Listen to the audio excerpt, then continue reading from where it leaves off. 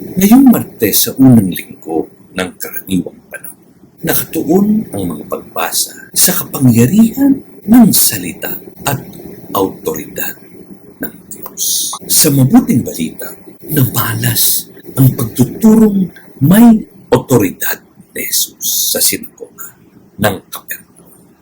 Namangha ang lahat sapagkat ang kanyang mga salita ay hindi lamang impormasyon, kundi may kapangyarihan.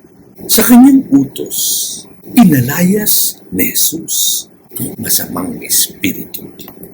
Pinapakita nito na ang tinig ng Diyos ay sapat na upang patahimikin ang anumang ingay at gulo sa ating buhay.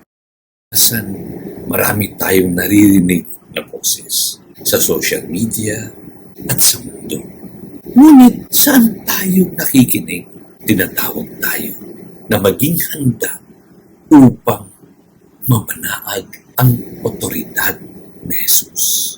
Kailangan natin ang mapagpakumbabang puso na handang sumunod kapag ang salita ng Diyos ay nananahan sa atin. Nagkakaroon tayo ng kapayapaan na hindi kayang ibigay ng mundo.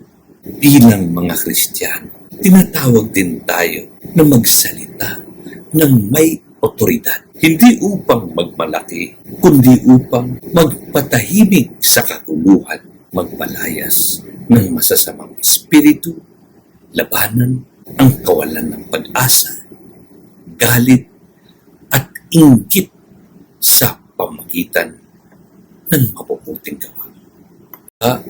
Ang tinig ng Panginoon maghari sa ating puso at mapukaw ang mga bumabagabag sa ating isip habang sinisikap nating sundin ang kalooban ng poon ng may buong